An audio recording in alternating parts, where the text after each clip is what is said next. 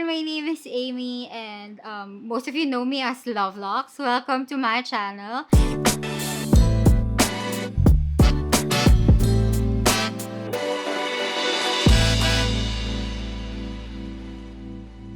Today I'm going to describe and tell you more about me, the brand, how I started, and how I built everything, because I've been getting a lot of questions about it, and I've been getting a lot of requests to future entrepreneurs on how they can start their own, how can they do what I'm doing, some tips on the ins and outs of the industry, and how I became who I am today.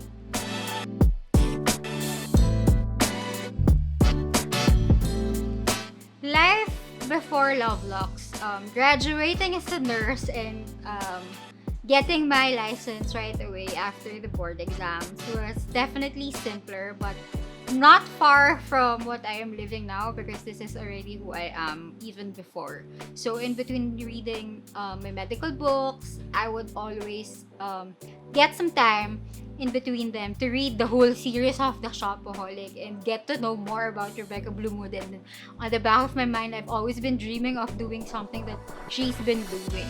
So life before was the life that I'm living now. It was something that I had in my mind, I have envisioned. So everything that I was just thinking about before, I'm thankful and grateful that I have now, because that's the life that I'm living already. So before, it wasn't really like this, that it's a very hectic every day. It's more on the medical field, because of course every day I get to be in the operating room and everything. But after that, even right after graduation, my first job was automatically related to fashion. So that's where all it started.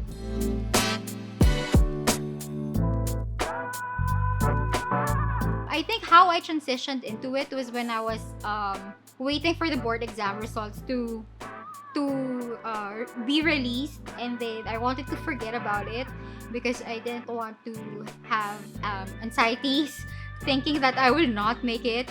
I tried to apply for my first job ever, and then as fate would have it, I landed in a lifestyle consultant job in a very prestigious brand and shop here in the Philippines. So, I think it was really all written in the stars that this would be my future.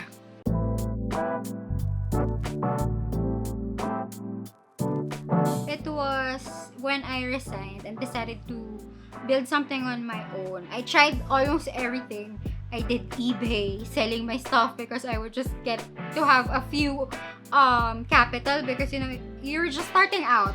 So I had to make do with what I have. I've been selling the things that I had online, and then when I flew to a different country, that's when all it started. That's when it dawned on me that you have to make a brand that is just mine, and then bring in whatever it is that it's not readily available in the Philippines. That it's not just limited to what it is that one store can bring. I mean, anything. The possibilities are endless, and the choices would be everything that you can think of. As long as it is possible to get, then I would get it. That was the whole idea behind LoveLuxe. So that's how it all began. So the people that I already have there and the connections that I have built somehow also supported me, and the people around me at the time, and online also, when it was totally new to everyone.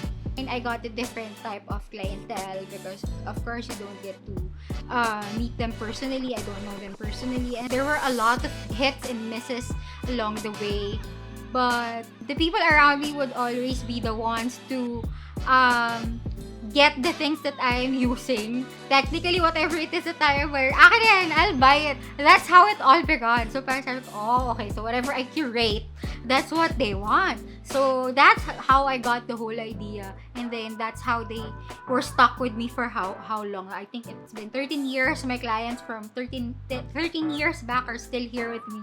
They're still asking me to source things for them from time to time.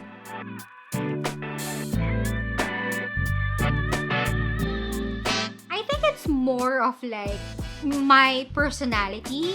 all in all, because LoveLuxe is already Aimee in terms of like service, in terms of my choices. In my mind, when I see something like an outfit, like a pair of shoes, like a pair of jewelry, or just bag, I just have that kind of thing. I think that's the talent that I have, because I cannot sing, I cannot dance. That's the only talent and art that I have, that when I see something, I know definitely that this thing would fit exactly this person, this kind of personality, and I know who it is that fit that particular thing into. So, parang wala ka nang kailangang, tanungan. Sasabihin mo lang sa akin yung occasion mo, or okay, I know na. But in time, dahil we got to know each other more because of me turning it into a lifestyle consultancy, made it in touch with them personally, so that I note their choices well, so that I know what kind of recommendations I can give. So it's really a partnership then in the long run.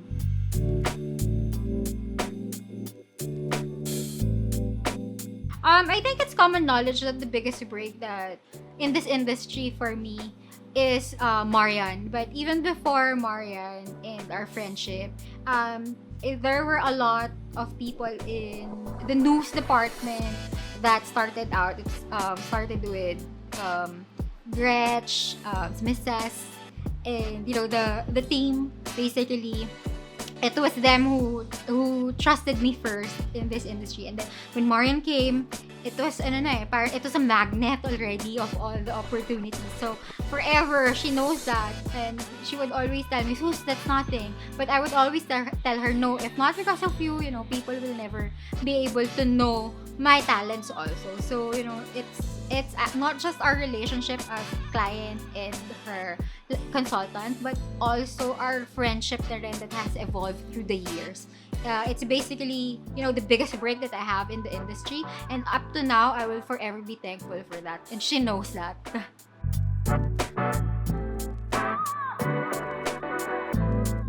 It took me a lot of time and effort for me to become known in this industry, especially with the brands, because it's a global thing. If you search for one word, if you search for your profile, they'll see that, oh, she's really buying, not just for herself, but people that are close to her talaga. So it's more like of that kind of branding talaga put me where I am today. It was really a hard road, because it wasn't easy before when no one knows you.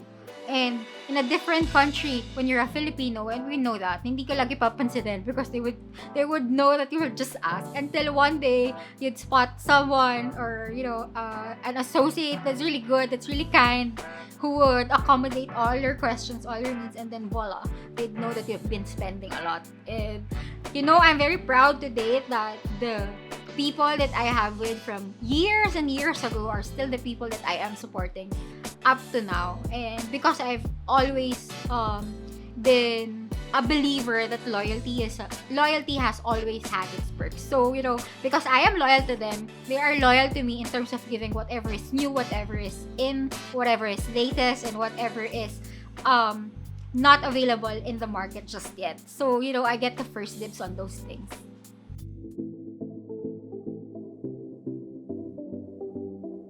Earlier on, it was more of like people knowing you and hiring your services, because they don't know you just yet. Because what I offer is life consultancy, and it has to be based on relationship, that you have to know the person in totality for you to be able to become their partner in their lifestyle, because you're the one who's gonna decide, or who's gonna be telling them what it is that would suit their lifestyle best. It's not just buying something, making them spend so that they get to pay you more. It's not about that. It's more of like what will benefit them in their lifestyle in a long-term basis. It's that kind of relationship that I had. One of the biggest trials at first was that getting to attract more clients, because of course, who are you in the first place? And not a lot of people are familiar with it, because there was a time that everyone would love to go to the mall, do their own shopping, and They think that, okay, no, this is what I want, this is what I need. The times have really evolved and times have really changed, because now it's all about convenience, and that's where I come in. So that was one of the hardest parts. And of course, my family thinking that something like this, something that's just like all fun, is something that's going to be a lucrative career in the future. Of course, I'd had to set aside my medical profession, so to speak, and my becoming a doctor, because they really wanted me to become one. I was already in the middle of processing my papers into having the examinations for it.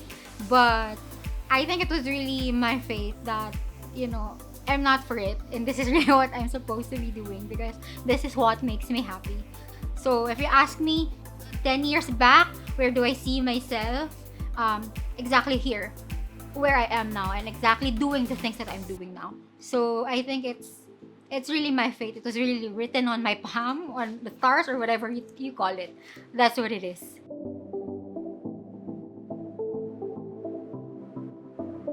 After Facebook, then came Instagram. Instagram was the best for me, because that was the best time. Because it was more personal. Everyone who uses Instagram really handles their accounts. So even the celebrities, the models, I don't even know that I was talking to celebrities back then, because I was just focused on what I'm doing, and whatever it is that I am reading about, were mostly about the brands. It's always about studying whatever it is that I am doing. I get to build that kind of knowledge that when someone asks me, they know that what I am talking about, and when I open my mouth, I really know what I'm talking about. That's the kind of leverage that I wanted to build and have given them.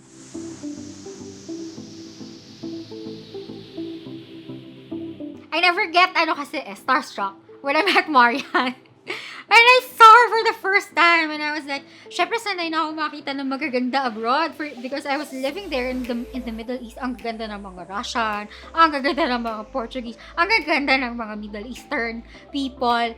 And I don't get starstruck anymore until I saw her. Sabi ko, you're a living Mama Mary. Tapos nag-click kami, we text every day. That was one of the most unforgettable moments for me. And then one by one, I got to meet the people who was just on my mind. It was like a magnet. And then pag sinabi ko, one day they're gonna come to me and they're gonna make me their lifestyle consultant. They're gonna make me the person to run to ask what they want, what they need, what will suit them. And it happened. It was really magnetic my mind, I think. So, yun. That's one of the most unforgettable moments. And then I get to meet, the people that I was just thinking about. Sila Vice, and almost everyone talaga. Meeting all of them was unforgettable. But the most unforgettable one for me was that, because I was really, for the first time, I was really starstruck. She's so beautiful.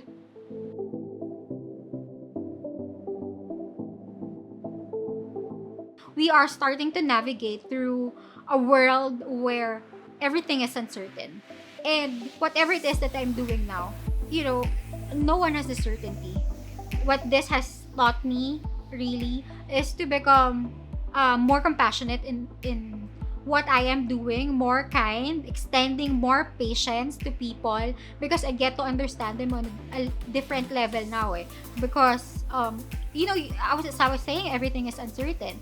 If you think that this is what I am doing is something different than your reality, that itulong mo na lang. Before, I would say that I've already done that. And definitely there's no need for others to tell about it or talk about it also. I think my future plans is to continue to deliver the kind of service that I have been delivering ever since day one, with or without the pandemic. I would still maintain that kind of service of delivering in the middle of everything else. There might be some delays, there might be some trials that will halt your business, but definitely I will deliver. That's my plan, and always get whatever it is that is new, whatever is exciting, whatever is really not accessible. I make sure I still get to bridge the gap between that and the clients.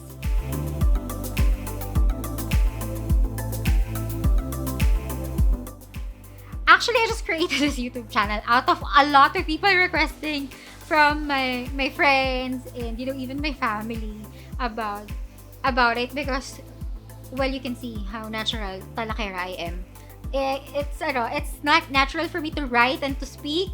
I've been engaged into a lot of speaking engagements. Whatever I'm doing now, it's very exciting to think that the schools that I cannot afford to go to before are the ones who are coming to me, asking me for a talk for their students, and I will always be in awe. Like, I didn't even imagine going to these schools before, or it was just like a dream for me going to this school before, and now they're giving me certificates of me talking right in front of their postgraduate students, and it's really amazing. My passion for speaking and sharing my life, sharing what I do became more apparent.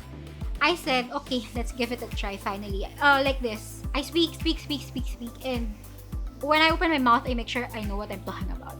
So that's the whole point of making this vlog. And making myself relatable, more interactive, so that I get to reach those people that, are not very near me now, especially that travel is put on hold. It's really more interactive these days, so I want to be part of it also. Things evolve, you evolve as well. That's how you grow. So, I think that's about it for the first episode. Don't forget to like, share, and subscribe to my new YouTube channel. And click that bell button right there. And comment down below if there's anything that you'd want me to share or to talk about, to interactively. Just put it out there. Comment, but only please kind comments and positive comments because that's all we need right now. Share the positivity and love.